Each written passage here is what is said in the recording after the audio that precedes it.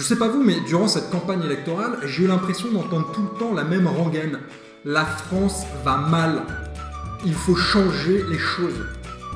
Il y a quand même 50% des gens au premier tour qui ont voté pour un candidat qui voulait clairement niquer le système. Et là, j'ai comme l'impression qu'on a oublié ce que c'était que la France qui claque. Alors commençons par le social, puisque c'est toujours ça qui fait débat. Je suis allé sur le site de l'OCDE et celui de Eurostat pour avoir quelques chiffres, m'aider à comparer. Déjà, au nombre d'heures travaillées, c'est clair et net, on est à 1646 heures par an pour un temps plein. En Allemagne, ils bossent 200 heures de plus. Ensuite, pour ceux qui travaillent 35 heures par semaine, on a 36 jours de congés payés et de jours fériés obligatoires. C'est le record d'Europe. Et pour ceux qui travailleraient plus de 35 heures en entreprise, il y a évidemment les RTT qui viennent s'ajouter et qui font littéralement exploser le record. Juste pour rappel, aux US dans la loi, le nombre de congés payés et jours fériés minimum obligatoires en entreprise, c'est 0. 0, c'est vraiment pas beaucoup pour visiter le pays par exemple. Du coup, je me demande s'ils sont comme ça en entretien d'embauche. Tout d'abord, merci de me recevoir en entretien aujourd'hui. Je me suis permis de ramener quelques documents. J'ai évidemment ramené mon CV, je vous le laisse à dispo. J'ai ramené une lettre de motivation aussi pour le poste. Et puis, c'est un peu inhabituel, mais j'ai ramené aussi mes prétentions en termes de congés payés. Enfin, c'est une base, je sais que c'est ambitieux, mais c'est pour démarrer la négo, on va dire. Bon, il se trouve que là-bas, les entreprises sont quand même cool et laissent une semaine de vacances aux nouveaux embauchés. Et là, en tant que Français, tu te dis que en dessous de 2 semaines d'affilée, c'est pas des vraies vacances. La seule preuve irréfutable que tu as passé les vacances suffisamment longues, c'est quand tu as oublié le mot de passe de ton PC de boulot. Ouais, bah écoute, moi j'ai passé 2 semaines en Auvergne, c'était incroyable. Le truc est paradisiaque, quoi. C'est une région paradisiaque. Là, je suis bien dans ma peau, bien dans mon corps. Je suis détendu, quoi. Ça fait plaisir. Ça fait du bien.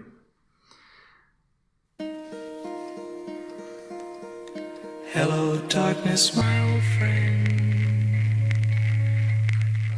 Non mais ils sont sérieux à la Outline avec leur musique là. Du coup les Américains ils doivent pas connaître ce petit moment de solitude. Ils ratent quelque chose. Oui bonjour, oui. Il y a quelqu'un. Oui, je suis toujours là. J'arrive. Ensuite quand tu perds ton emploi, là aussi la France est championne avec 2 ans de chômage si tu as suffisamment cotisé, 70% de ton salaire, le tout quand même plafonné parce qu'il faut pas déconner à 6 000 € par mois. Juste pour info, au Royaume-Uni, ils touchent 400 € par mois pendant 6 mois.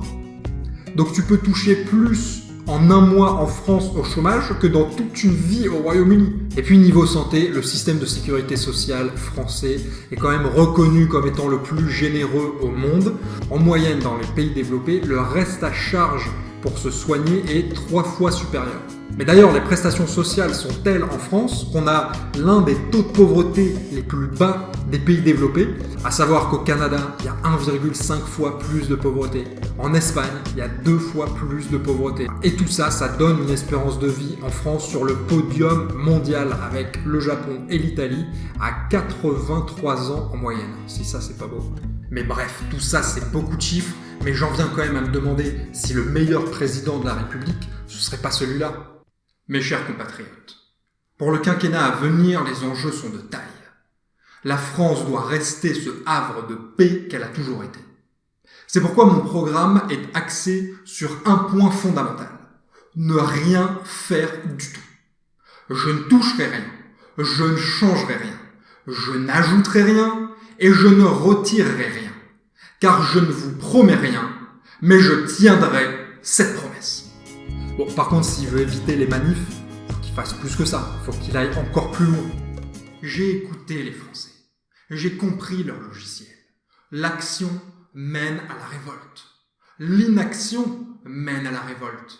L'action après la révolte due à l'inaction mène à la révolte. Et puis, le simple fait de ne pas savoir si ce sera action ou inaction mène quoi qu'il arrive à la révolte.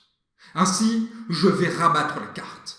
Je ne serai ni dans l'action, ni dans l'inaction, mais je serai dans l'actinaction.